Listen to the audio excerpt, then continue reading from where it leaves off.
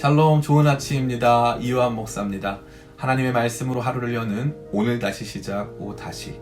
오늘 우리가 만나게 된 말씀은 역대하 25에서 32장까지의 말씀입니다. 이 중 우리가 집중하기 원하는 부분은 30장 1에서 5절까지의 말씀이 되겠습니다.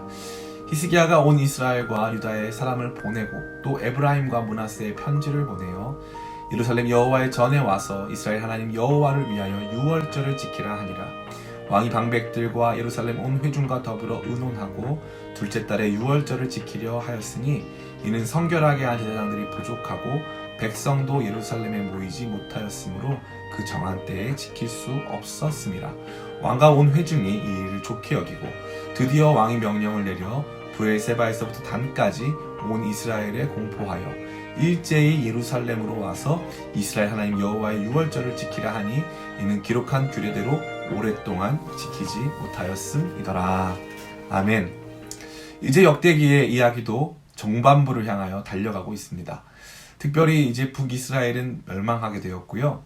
남겨진 남유다의 이야기가 나타나게 되는데 그 중에 분량면에서나 중요도 측면에서 히스기야 왕의 이야기가 그야말로 독보적이라 할 수 있습니다.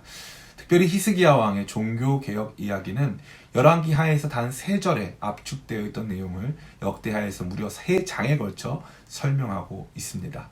그만큼 히스기야 왕의 종교개혁 이야기가 구약과 신약 성도들, 즉 하나님 백성된 모두에게 주는 교훈이 크다 할 수 있다는 것이죠. 특별히 오늘 본문 말씀은 히스기야 왕이 유월절 절기를 잘 준수하려고 노력하는 그 모습이 보이고 있습니다. 이 중에 우리의 이목을 집중하는 몇 가지 중요한 포인트가 있는데요. 첫 번째로 히스기야 왕이 남유다 백성뿐 아니라 패망한 북이스라엘 백성들까지 이 유월절 예배에 동참시키고 있었다는 것입니다. 1절이죠. 히스기야가 온 이스라엘과 유다의 사람을 보내고 또 에브라임과 므낫세의 편지를 보내어 예루살렘 여호와의 전에 와서 이스라엘 하나님 여호와를 위하여 유월절을 지키라 하니라. 아멘. 아주 흥미롭습니다. 남유다 백성뿐 아니라 북이스라엘 백성도 하나의 온 이스라엘 백성임을 인정하는 말씀이 되겠습니다. 두 번째로 유월절 절기 일정을 변경하고 있다는 사실이 흥미롭습니다. 2절과 3절이죠.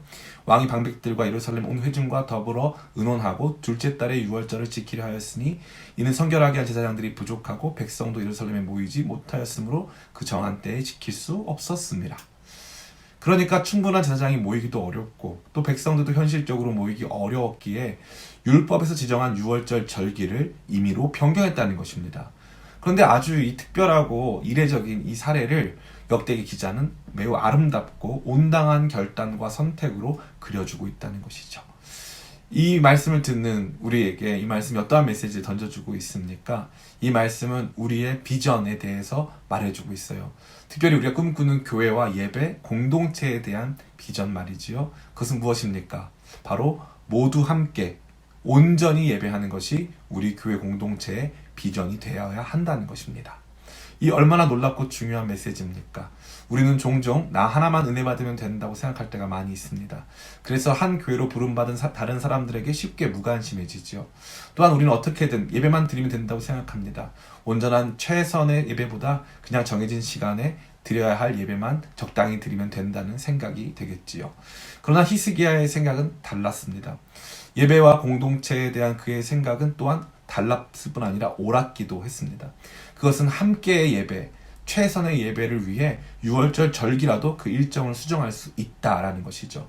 율법적으로 타당하고 정확한 예배보다 모두가 함께 최선을 다해 드릴 수 있는 예배가 더욱더 하나님 백성에게 합당한 예배라는 것에 대한 확신이 있었다는 것입니다. 이 말씀 앞에 우리의 예배를 비추어 보기 원합니다. 교회 공동체의 모습은 예배를 통해 보여진다고 해도 과언이 아닌데요. 우리의 예배는 과연 함께의 비전이 있습니까? 우리의 예배는 최선을 다하고자 하는 거룩한 투쟁이 있습니까? 그러기 위해 고민하고 힘쓰는 과정이 있습니까? 만약에 우리가 이 질문 앞에 정직히 섰을 때 감히 예라고 대답하지 못한다면 우리는 다시 한번 우리가 가진 예배의 비전, 예배의 꿈에 대해 다시 한번 생각해 볼 필요가 있는 것입니다. 아무쪼록 이 말씀을 통해 우리 교회 공동체 그리고 우리가 꿈꾸는 거룩한 예배의 비전을 새롭게 하는 우리가 되길 원합니다. 함께 그리고 최선을 다한 예배로 하나 되는 우리 교회를 소망합니다. 오늘 다시 시작, 다시!